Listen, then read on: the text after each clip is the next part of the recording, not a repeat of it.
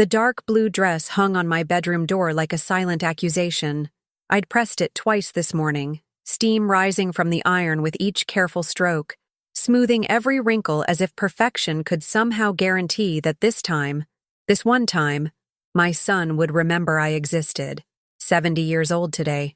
The number felt foreign in my mouth, like speaking a language I'd never learned.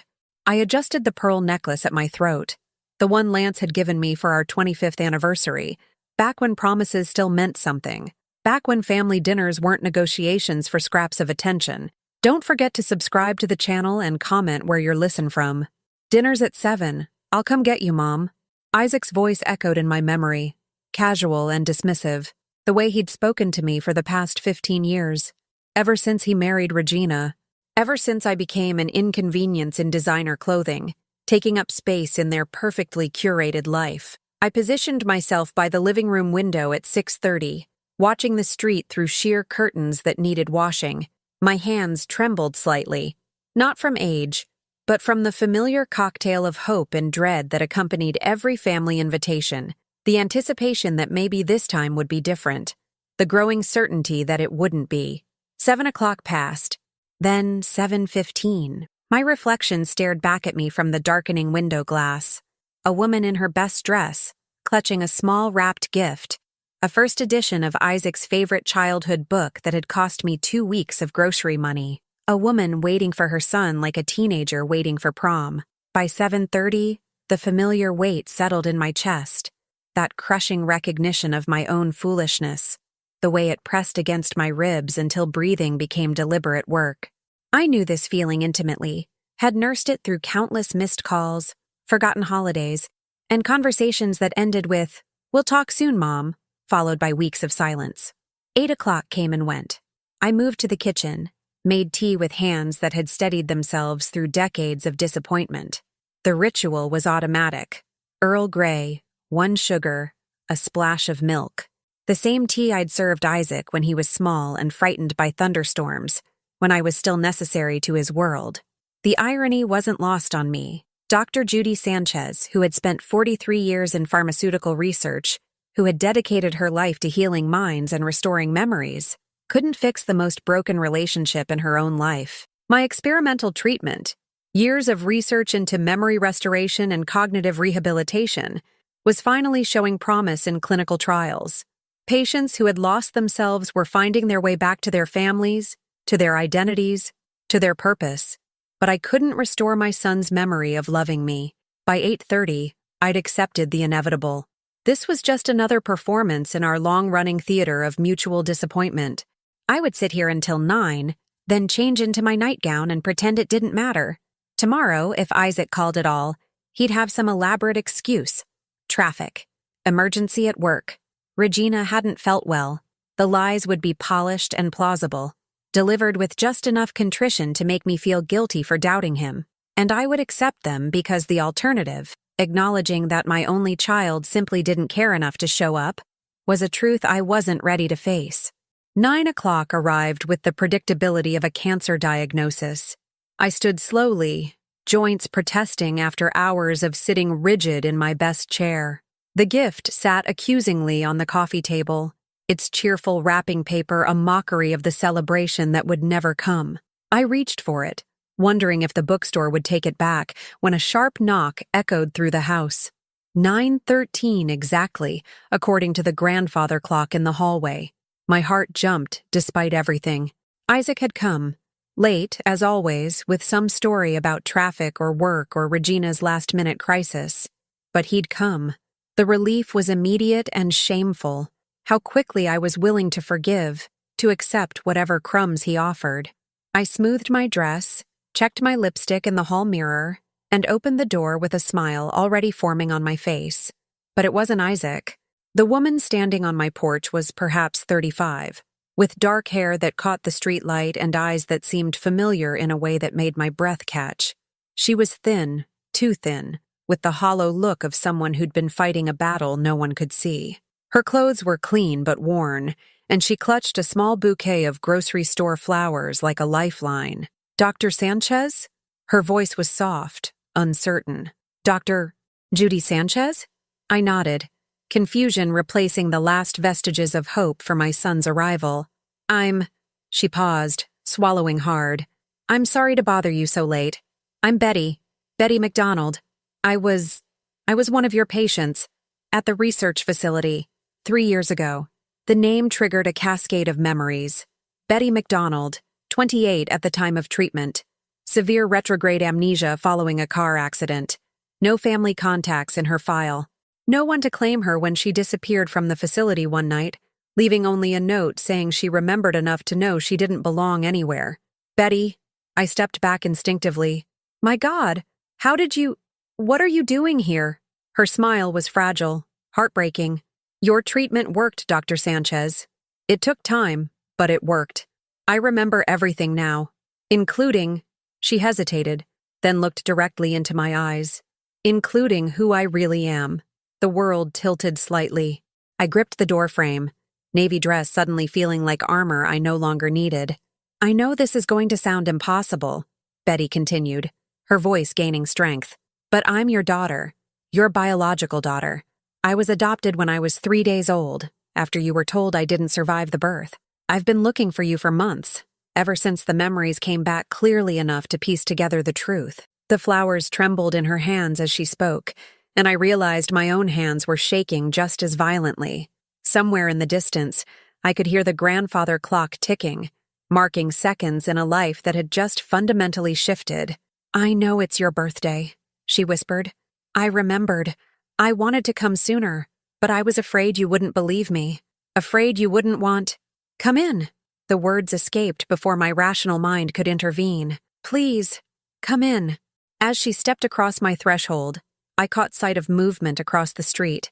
Isaac's BMW, idling in the shadows, far enough away that he could claim he'd never been there at all. Watching, calculating, already planning his next move in whatever game this had become.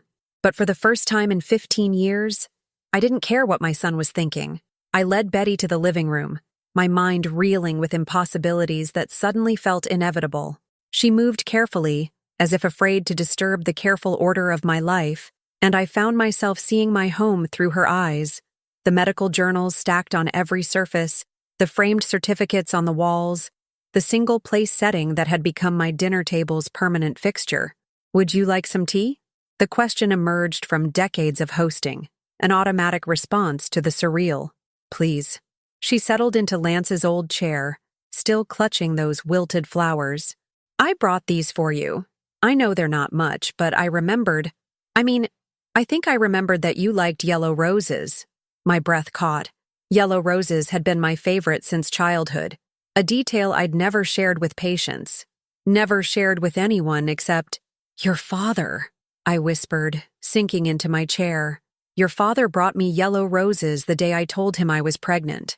Betty's eyes filled with tears. Dr. Sanchez, Judy, I couldn't finish the sentence. Couldn't yet give voice to the possibility that was reshaping everything I thought I knew about my life. In the kitchen, as the kettle heated, I allowed myself to remember. The pregnancy at 35, unexpected but wanted.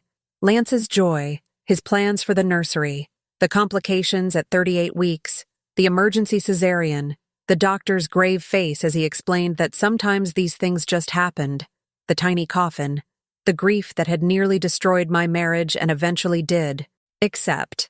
I returned with the tea service, my hands steadier now. Betty had placed the flowers in a water glass she'd found somewhere, and they looked perfect on my coffee table. More perfect than Isaac's expensive but soulless gift arrangements ever had. Tell me, I said, settling across from her. Tell me everything. Betty wrapped her hands around the teacup, drawing warmth from the porcelain. The adoptive family name was McDonald. They were kind people, but distant, clinical. They told me my birth parents had died in an accident. I never questioned it until the accident 3 years ago scrambled everything in my head. She paused, meeting my eyes. Your treatment didn't just restore what I'd lost from the trauma.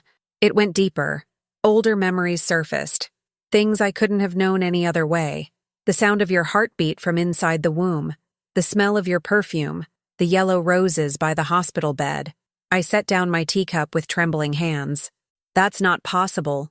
Infants don't retain. Your own research suggests otherwise. Her voice grew stronger, more confident. Your paper from 2019 on cellular memory and trauma imprinting. You theorized that significant emotional events could leave traces that transcend traditional memory formation. She was right. I'd theorized that the deepest traumas and the deepest loves could leave impressions that defied conventional neurological understanding. But to have it validated by someone claiming to be my daughter, someone who shouldn't exist. There's more, Betty continued. I found hospital records, adoption papers with inconsistencies, a birth certificate that lists you as deceased. Someone went to great lengths to make sure we never found each other. Who would do such a thing?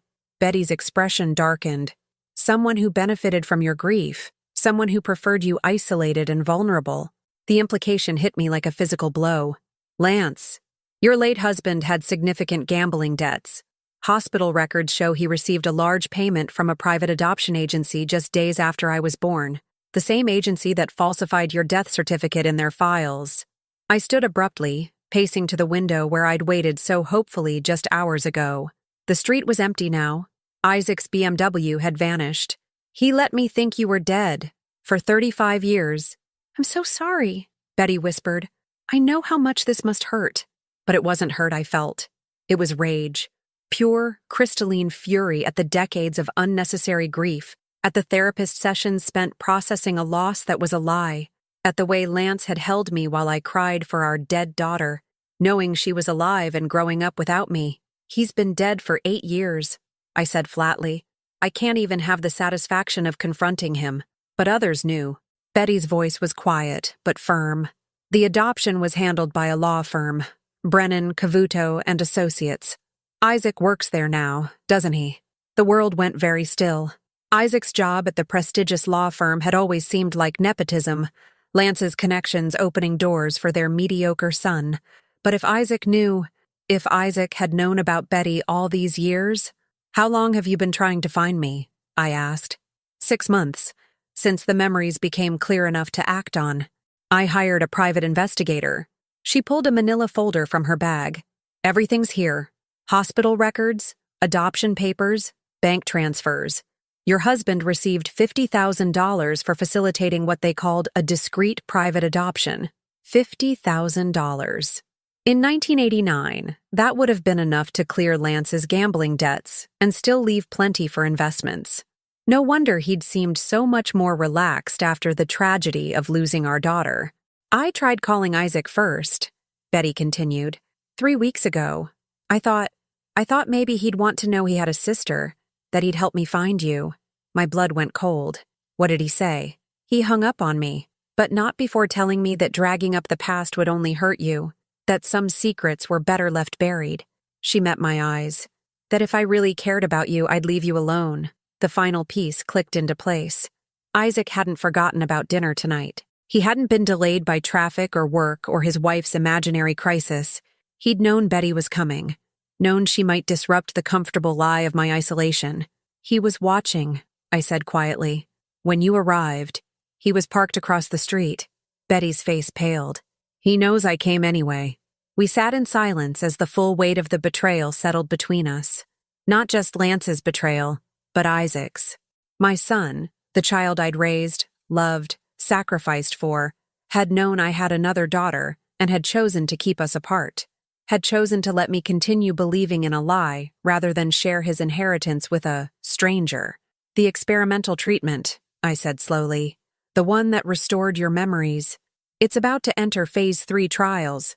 Full FDA approval could be worth millions in licensing fees. Betty nodded grimly. And as your next of kin, Isaac stands to inherit everything, including the rights to your life's work. But if you're my daughter, the inheritance gets split.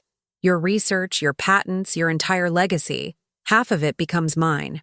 I thought of Isaac's increasing pressure for me to update my will, his subtle hints about my age and health, his wife Regina's pointed comments about elderly people and their financial vulnerability, the way they'd gradually isolated me from friends, made me dependent on their sporadic attention. They've been planning this, I realized, keeping me alone, keeping me grateful for whatever scraps of affection they throw my way, making sure I have no one else to leave anything to.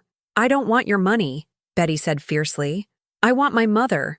I've spent 35 years wondering who I was, where I came from, why I was given away. I want to know about my father, the good parts, before he betrayed us both. I want to know about you, your work, your life, your favorite books and foods, and whether you ever wondered about the daughter you thought you'd lost. The tears came then. 35 years of suppressed grief, not for a dead child, but for a lost one. For missed birthdays and graduations and wedding days. For grandchildren I might never meet. For a relationship stolen by greed and lies. But underneath the grief was something harder, more dangerous. The cold precision that had made me excellent at research was crystallizing into something else entirely. Isaac thought he was so clever, managing the grief-stricken old woman, manipulating my isolation to secure his inheritance. He had no idea who he was really dealing with. There's something you need to know, I said, wiping my eyes, about why Isaac is so concerned about keeping you away from me. Betty waited, sensing the shift in my tone. The memory restoration treatment isn't just valuable because of its medical applications. It's valuable because it can recover suppressed memories, traumatic memories, hidden memories. I met her eyes. Memories of crimes. Understanding dawned in Betty's face. You think Isaac? I think Isaac knows more about your adoption than he's admitted, and I think he's terrified of what might surface if the wrong people start remembering things they'd rather forget. My phone rang. Isaac's name appeared on the screen, and we both stared at it.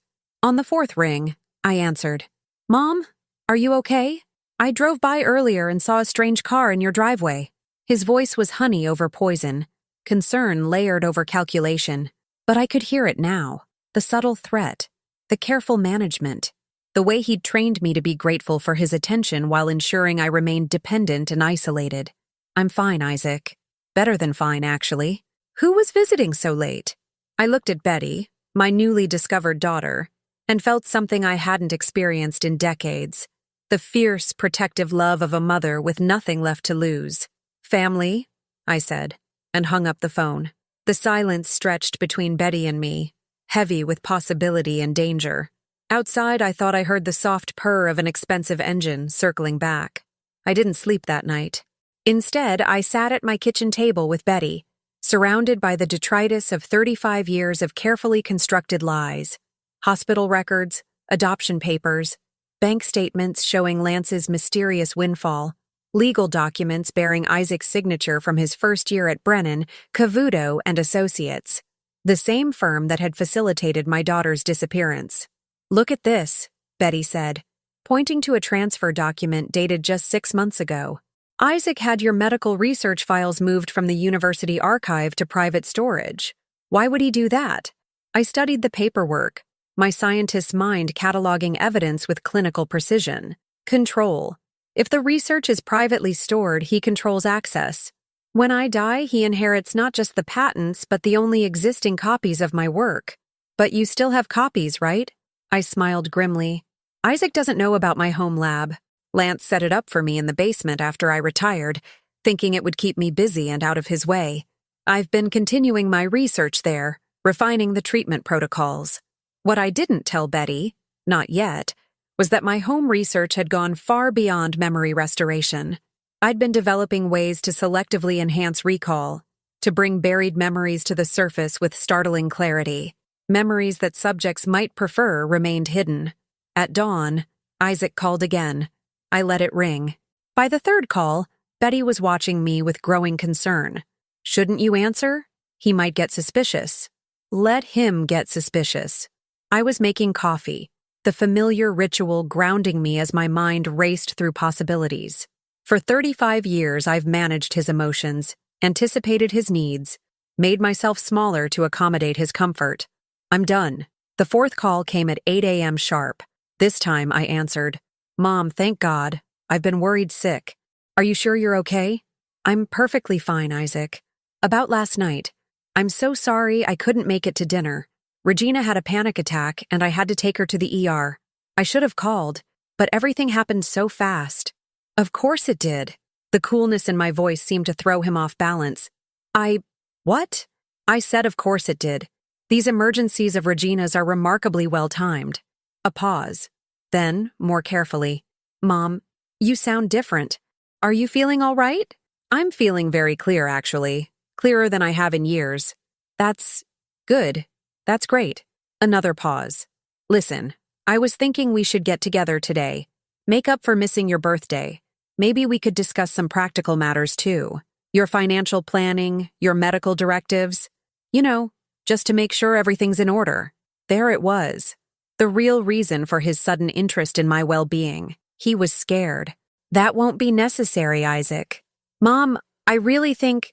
I said it won't be necessary. I hung up and turned off the phone. Betty was staring at me with something approaching awe. I've never heard anyone shut him down like that. You've spoken to him before last night? I tried to contact him multiple times over the past 3 weeks. He was persuasive about why I should stay away. He painted you as fragile, barely holding on emotionally. Said that learning about me might destroy what little stability you had left. I felt the familiar cold precision settling over me, the same clarity that had made me brilliant in the lab. Tell me exactly what he said. For the next hour, Betty recounted her conversations with Isaac in painful detail. He'd been thorough in his manipulation, painting me as a broken woman clinging to the memory of her dead child, too fragile to handle the truth. He'd offered Betty money to disappear. First 5,000, then 10, then 20. He seemed to know a lot about my financial situation, Betty said quietly. About my medical bills from the accident, my student loans, things I never told him. He had you investigated. Almost certainly. Isaac doesn't take chances with his investments. I paused. And make no mistake, I've been his investment for years. The grief-stricken mother, grateful for any attention, unlikely to remarry or form other relationships that might threaten his inheritance. Betty was quiet for a long moment. What are we going to do? The "we" settled something deep in my chest. For the first time in decades, I wasn't alone. We're going to give Isaac exactly what he's been working toward, I said. We're going to let him believe he's won. I spent the afternoon in my basement lab, Betty watching in fascination as I worked. The space Lance had created as a retirement hobby had become something far more sophisticated over the years. I'd installed equipment that most universities couldn't afford, funded by careful investments of my consulting fees. This is incredible, Betty breathed, running her fingers along the edge of a memory mapping console. You could treat dozens of patients here. I could do more than treat them. I calibrated a neural stimulation device, checking readouts with practiced efficiency. I could enhance their recall beyond anything we achieved in the clinical trials. Enhanced how? I met her eyes. Have you ever wondered why some memories fade while others remain vivid?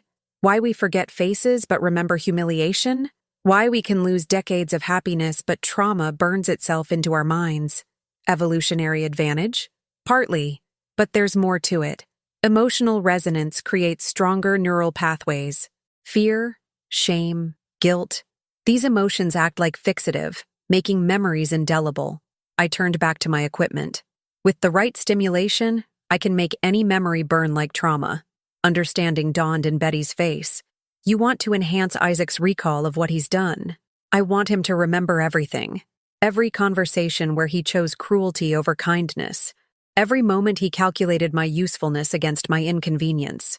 Every time he looked at me and saw not his mother, but an obstacle to his inheritance. My hands moved steadily across the controls, programming sequences I'd refined over months of private research. I want those memories to feel as fresh and sharp as the day they happened. That's essentially torture. Is it? I met her gaze steadily. Or is it justice? Making someone fully conscious of their choices and their consequences. Betty was quiet for a long time. When she spoke, her voice was small. What about me? What if I remember things I don't want to remember? I stopped working and turned to face her fully. The treatment is voluntary. Always. I would never. I took her hands. Betty, you are not Isaac. You've spent your entire life wondering who you were, where you belonged. You've been searching for truth, not running from it. Her eyes filled with tears. I'm scared. Of course you are. But you're here anyway. That makes you braver than your brother has ever been. That evening, as we prepared dinner together, a simple intimacy I hadn't shared with anyone in years, my phone rang. Regina's name appeared on the screen. Don't answer it, Betty said immediately. but I was curious about what angle they'd try next. I picked up. Judy, this is Regina. Isaac asked me to call because he's been worried about you. I said nothing. He mentioned you seemed upset yesterday, and with your birthday and everything. Well, we both know how hard this time of year can be for you. The anniversary of losing your baby and all. The casual cruelty of using my grief as manipulation was breathtaking. I looked at Betty, my living daughter, proof that Regina's weapon was built on lies. I lost a baby 35 years ago, I said carefully, but I found my daughter last night. Silence. Then more sharply, what do you mean? I mean exactly what I said, Regina. Judy, have you been taking your medications? Sometimes grief can make us see things that aren't there, believe things that... I hung up. They're going to escalate now, Betty said quietly. Yes, they'll try to have me declared mentally incompetent. It's the logical next step. I continued chopping vegetables, my movements calm and precise. Isaac probably has psychological evaluations from my grief counseling after Lance died. Regina's a nurse. She knows how to document behavioral concerns. Can they do that? Really have you declared incompetent? With the right paperwork and the right judge? Possibly. Especially if I appear to be suffering from delusions about dead children coming back to life. I smiled grimly. But that plan has one fatal flaw. What's that? You're not a delusion. You're real, provable, and documented.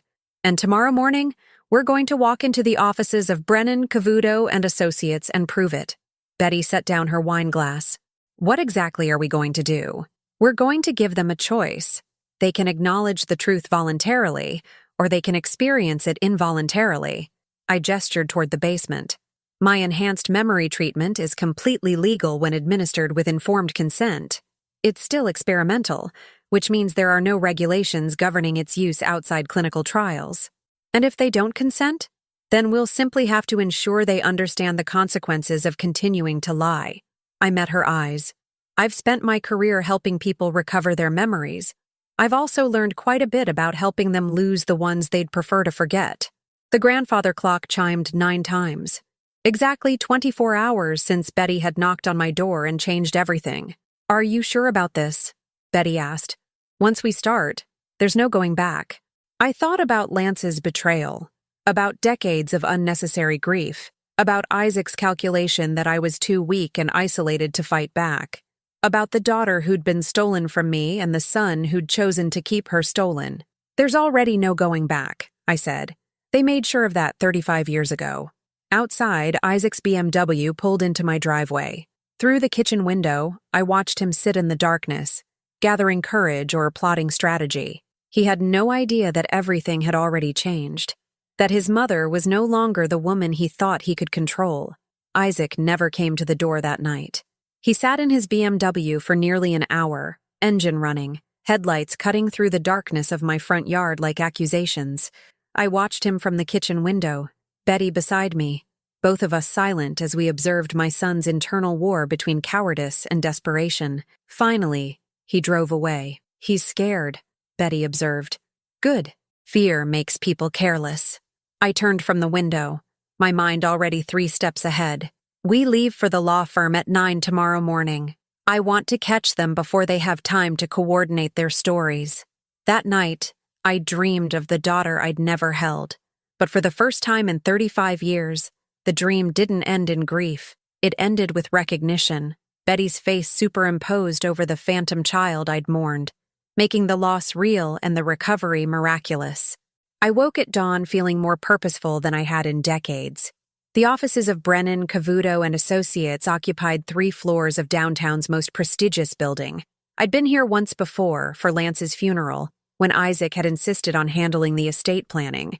Even then, I'd felt the predatory atmosphere, the way the senior partners had circled my grief like vultures assessing carrion. Today, I walked through those same glass doors with Betty beside me, and everything felt different. I wore my navy suit, not the dress I'd waited in, but my professional armor, the suit I'd worn to medical conferences, to patent hearings, to meetings where I'd been the smartest person in the room. Dr. Sanchez, the receptionist's smile was practiced but nervous. Mr. Sanchez isn't expecting you this morning. That's fine. We'll wait. I settled into the leather chairs with Betty, both of us ignoring the receptionist's increasingly frantic phone calls. Through the glass walls of Isaac's corner office, I could see him pacing, phone pressed to his ear. Regina sat in the visitor's chair, her nurse's uniform pristine and her expression calculating. They were planning something. 20 minutes later, Isaac emerged with a man I didn't recognize. Late 50s, expensive suit, the kind of predatory confidence that came from decades of legal victories. "Mom," Isaac's voice carried forced warmth. "What a wonderful surprise. I'd like you to meet Owen Cavuto, one of our senior partners." Cavuto extended a manicured hand. "Mrs. Sanchez, Isaac has told me so much about you, and this must be—" His eyes fixed on Betty with barely concealed hostility. "I understand you've been claiming to be Dr. Sanchez's daughter." "I am Dr. Sanchez's daughter," Betty said calmly. "Of course."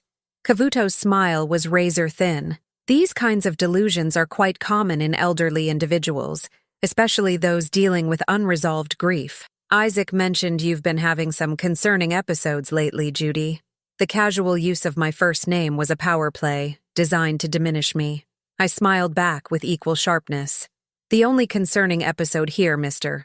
Cavuto, is that your firm facilitated the fraudulent adoption of my daughter 35 years ago, then helped cover it up to protect a client's financial interests." Cavuto's composure slipped for just a moment. "That's quite an accusation." "It's not an accusation. It's a documented fact." I opened my briefcase, removing the manila folders Betty and I had organized the night before. "Hospital records showing payment to your firm. Adoption papers with falsified death certificates. Bank transfers from your escrow account to my late husband's gambling creditors." Isaac stepped closer to Cavuto, their body language shifting into defensive formation. "Mom, you're clearly upset." "I'm not upset, Isaac. I'm done being lied to." I placed the documents on the coffee table between us. "Betty is my biological daughter, your sister, the child you've known about for weeks while choosing to keep us separated. That's ridiculous. You hired a private investigator to research her financial situation. You offered her $20,000 to stay away from me. You told her I was too fragile to handle the truth." I stood, using my full height to advantage. "The only fragile thing here is your claim to my inheritance." Cavuto recovered his composure quickly. "Even if these documents are authentic, and I'm not saying they are, they don't change the fundamental issue here. Dr. Sanchez, your son is concerned about your mental state. These fantasies about lost children returning from the dead, these conspiracy theories about decades-old adoptions, they suggest someone who may need professional help." "Professional help." I repeated the words thoughtfully. "You mean like the kind of professional help I've been providing to patients with memory disorders for over 40 years? The kind that recently restored your daughter's memories enough for her to find me?" Betty stepped forward. "I can prove who I am. DNA tests, childhood medical records that match Judy's pregnancy documentation." "Anyone can fabricate evidence," Cavuto interrupted. "Especially someone with obvious financial motivations." "Financial motivations?" Betty's voice was deadly quiet. "You think I'm here for money? Aren't you?" Isaac finally spoke, his voice carrying the petulant tone I remembered from his childhood tantrums. "You show up out of nowhere, claiming to be our dead sister, right when Mom's research is about to be worth millions. It's convenient." "You're right," Betty said. "It is convenient. Convenient that Judy's own treatment worked on me. Convenient that I recovered memories you've spent weeks trying to suppress. Convenient that I'm here to witness exactly what kind of man you really are." She pulled out her phone and tapped the screen. Suddenly, Isaac's voice filled the reception area. "Listen, lady, I don't know what kind of game you're playing, but my mother has been through enough. She lost a baby 35 years ago, and she's never gotten over it. If you really care about her well-being, you'll stay away. The last thing she needs is some con artist preying on her grief." "That's from our conversation 3 weeks ago," Betty said calmly. "When you offered me $5,000 to disappear, should I play the recording where you increased it to 20? Cavuto's face had gone pale. "Recording private conversations without consent is illegal." "Not in this state," I said. "Single-party consent. Betty was free to record any conversation she participated in." I smiled. "You should know that, Mr. Cavuto. You are a lawyer. Isaac was staring at Betty's phone like it might explode. You can't use that. Can't use evidence of your attempts to obstruct a family reunion? Can't use proof that you knew about your sister's existence and chose to keep us apart? I felt the cold clarity of absolute certainty settling over me. Isaac, you've made a fundamental error in judgment. What are you talking about? You've spent so much time thinking of me as a weak old woman that you forgot who I really am. I began walking toward the elevator, Betty beside me. I'm Dr. Judy Sanchez. I've spent my career unlocking the secrets of human memory. I hold patents on treatments that can restore lost memories, enhance recall, and yes, when necessary, help people forget things that cause them pain. Cavuto stepped forward. Are you threatening us? I turned back, meeting his eyes with perfect calm. I'm offering you a choice. You can acknowledge the truth about Betty's adoption voluntarily, make whatever financial restitution is appropriate, and hope that your role in this fraud doesn't become public knowledge. Or what? Or you can continue lying, and I'll be forced to demonstrate the full capabilities of my research to ensure the truth comes to light. I paused at the elevator doors. My enhanced memory treatment is remarkable, Mr. Cavuto. It can make 35-year-old memories feel like they happened yesterday. Every detail, every emotion, every moment of moral compromise. The elevator arrived with a soft chime. You have until tomorrow at noon to decide, I continued. After that, I'll be forced to conclude that voluntary cooperation isn't possible. As the doors began to close, I heard Isaac call out, Mom, wait. But I didn't wait.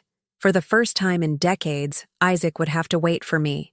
In the lobby, Betty was quiet until we reached the street. That was incredible. You completely destroyed them. That was just the opening move, I corrected.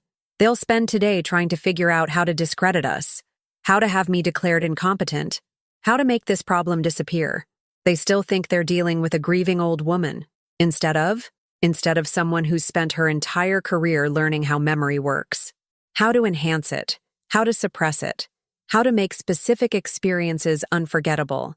I pulled out my phone and dialed a number I knew by heart. Dr. Terry, it's Judy. I need to call in a favor. Betty listened as I spoke with my former colleague, arranging for independent psychological evaluation, DNA testing, and verification of my mental competency. When I hung up, she was staring at me with something approaching awe. You've thought of everything. I've had 35 years to think about it, I said. I just didn't know it until yesterday. That afternoon, we returned to my house to find Isaac's car in the driveway. He was sitting on my front porch, looking younger than his 42 years. Vulnerable. Almost like the boy I'd raised before Regina taught him that love was a commodity to be rationed. For just a moment, my resolve wavered. Then I remembered the recordings Betty had played. The calculated cruelty in his voice as he described me as too fragile to handle the truth about my own daughter. Hello, Isaac. He stood as we approached, his movements careful and deliberate. Mom, we need to talk. Yes, I agreed. We do. But this time, it would be on my terms. In my house. With my daughter beside me and my life's work waiting in the basement if gentler methods failed. Isaac had spent 35 years believing he controlled our relationship. He was about to learn how wrong he'd been. I unlocked my front door with steady hands, gesturing for Isaac to enter. Betty followed, her presence beside me a silent testament to everything he'd tried to keep buried. The living room where I'd waited in my navy dress just 48 hours ago felt like a different universe, one where I'd been small and hopeful instead of certain and powerful. Isaac perched on the edge of Lance's old chair, the same chair where Betty had sat while revealing the truth about our connection. The symmetry wasn't lost on me. Mom, I need you to understand something. His voice carried a pleading quality I hadn't heard since he was 12 years old, caught in a lie about broken windows and baseball games. Everything I've done has been to protect you. I settled into my chair, Betty choosing to stand behind me, and said nothing. When this woman first contacted me, Isaac gestured toward Betty without looking at her, as if acknowledging her existence might make her more real. I knew it would destroy you. You've spent 35 years grieving for a baby who died. I couldn't let someone come in and tear open those wounds with false hope. False hope, I repeated softly. Yes. I mean, look at this rationally. Some stranger shows up claiming to be your daughter, right when your research is about to be worth millions. It's textbook fraud. I've seen dozens of cases like this. People who prey on elderly individuals with— Stop. The single word cut through his rehearsed speech like a scalpel. Isaac's mouth closed with an almost audible snap. You're going to sit there, I continued, and listen to what I have to say. You're not going to interrupt. You're not going to make excuses, and you're not going to lie to me anymore. Something in my tone made him shrink back into the chair. Good. He was finally beginning to understand who he was dealing with. 35 years ago, your father sold our daughter to pay his gambling debts. He let me believe she was dead. Let me grieve for a child who was alive and growing up without me. He held me while I cried, attended therapy sessions where I processed a loss that was fabricated, and never once, not once, considered telling me the truth. Isaac opened his mouth to speak. I said, listen. My voice carried the authority of decades in research, of presentations to hostile medical boards, of fighting for funding and recognition in a field dominated by men who thought my work was too radical. When you graduated law school and joined Brennan, Cavuto, and Associates, you had access to the adoption files. You knew about Betty. You knew I had a living daughter. I couldn't. The statute of limitations had passed. There was no way to— To what? Tell me the truth? Give me the choice of whether to search for her or not. I stood, moving to the window where I'd waited for him just 2 nights ago. You made that choice for me, Isaac. Just like your father did. I was protecting you. No. I turned back to face him. You were protecting yourself, your inheritance, your comfortable position as my only child and heir. The words hung in the air between us. For a moment, Isaac looked genuinely stricken, and I almost felt sorry for him. Then I remembered Betty's recordings, his calculated dismissal of my supposed fragility, and the sympathy evaporated. 3 weeks ago, when Betty first contacted you, you could have told me. We could have worked through this together, as a family. Instead, you chose to bribe her, threaten her, and manipulate both of us to maintain your lie. The money wasn't a bribe. $20,000 to disappear isn't a bribe. Betty spoke for the first time since we'd entered the house. What would you call it? Isaac finally looked at her directly. I'd call it a reasonable settlement to avoid unnecessary emotional trauma. Whose trauma? Betty asked quietly. Judy's or yours? You don't understand what this has been like, Isaac said, his voice rising, watching her grieve for years, seeing her blame herself for losing the baby, knowing that if the truth came out, it would destroy her. Do you have any idea what kind of burden that is? What kind of burden? Betty repeated. She walked around to face Isaac directly. Let me tell you what kind of burden I've carried. 35 years of not knowing who I was. 35 years of wondering why I was given away. 35 years of feeling like I didn't belong anywhere, with anyone. That's not my fault. You're right. It's not your fault that I was adopted. But it is your fault that when I found the truth, when I found my mother, you tried to keep us apart. Betty's voice was steady, controlled. You chose your inheritance over my identity, your comfort over her happiness. Isaac looked between us, seeming to realize for the first time that he was outnumbered. This is insane. You're both acting like I'm some kind of monster. Are you? I asked. The question hung in the air like a blade. Am I what? A monster. Someone who would watch his mother grieve for a living child rather than risk sharing an inheritance. Someone who would bribe and threaten to maintain a lie. Someone who would call his own mother too fragile to handle the truth while recording conversations to use against her later. Isaac's face went white. How did you— Betty's recordings don't prove— I wasn't talking about Betty's recordings. I smiled, feeling the satisfaction of a perfectly executed experiment. I was talking about the recordings you made of our phone conversations yesterday, the ones where you documented my concerning behavior and delusional statements about having a living daughter. The silence stretched between us like a chasm. You were building a case for incompetency, I continued, gathering evidence to have me declared mentally unfit so you could take control of my affairs. My research, my legacy. I sat back down, crossing my hands in my lap. Did you really think I wouldn't figure that out? Isaac stood abruptly. I need to go. This conversation is— Sit down. The command was quiet but absolute. Isaac sat. We're not finished. I reached into my briefcase and withdrew a manila envelope. These are DNA test results. Expedited processing. Verified by 3 independent laboratories. Betty is my daughter. Your sister. There is no question, no room for doubt, no possibility of fraud. I placed the envelope on the coffee table between us. These are psychological evaluations conducted this morning by Dr. Terry at the university. They confirm that I am mentally competent, emotionally stable, and fully capable of making my own decisions. Another envelope joined the first. And this, I said, placing a third envelope on the table, is my new will. Isaac stared at the envelopes as if they might spontaneously combust. My estate is now divided equally between my 2 children. My research, my patents, my investments. Everything splits 50-50 between you and Betty. I leaned back in my chair. Effective immediately. You can't. I can and I have. The documents are already filed with the probate court. Copies have been sent to your firm, to my financial advisors, and to Betty's attorney. Betty doesn't have an attorney. She does now.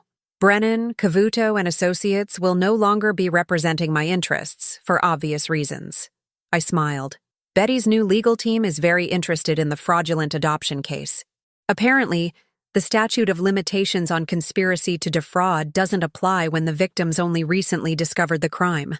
Isaac was staring at me as if I'd grown a second head. You're really going to do this? You're going to destroy everything because of some stranger? She's not a stranger. She's my daughter. I stood again, moving to stand beside Betty. And you made her a stranger. Your choices, Isaac. Your lies. Your greed. What do you want from me? The question came out as almost a whisper.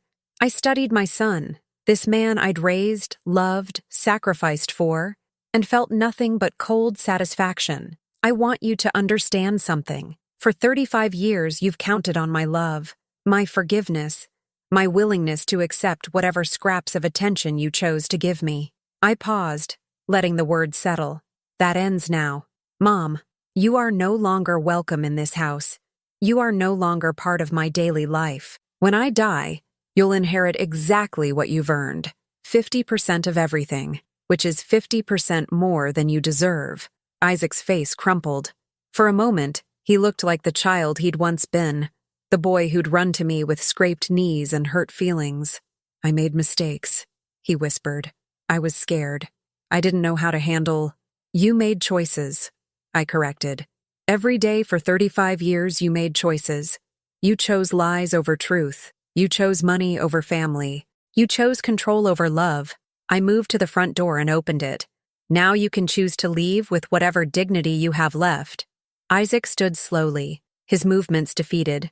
At the doorway, he turned back one last time. I love you, Mom. I know you don't believe that anymore, but I do love you. I looked at him, this stranger who shared my DNA but none of my values, and felt the final threads of maternal obligation snap. Love isn't what you feel, Isaac. It's what you do. I gestured toward Betty, who was watching the exchange with tears in her eyes. Your sister spent 35 years not knowing who she was, and when she found me, she brought flowers. You spent 35 years knowing exactly who she was, and when she found me, you tried to destroy us both. Isaac had no answer for that. I closed the door behind him and turned to find Betty watching me with something between admiration and concern. Are you okay? She asked softly. I thought about the question. Was I okay? I'd just permanently severed my relationship with my only son. I'd restructured my entire legacy. I'd chosen truth over comfort, justice over peace. I'm perfect, I said, and realized I meant it. Outside, Isaac's BMW sat in the driveway for several more minutes. Then it pulled away, disappearing into a future where he would have to live with the consequences of his choices. Betty and I stood at the window, watching the taillights fade. What happens now? She asked. I put my arm around my daughter, my found daughter, my gift from the universe, my proof that some losses can be recovered, and smiled. Now, I said, we have the rest of our lives to figure out. The grandfather clock chimed 10 times. Exactly 72 hours since Betty had knocked on my door and changed everything. Exactly 72 hours since I'd stopped being a victim and remembered who I really was. If you've made it this far, thank you. I hope this story made you feel something. If it did, consider subscribing, and I'll see you in the next one.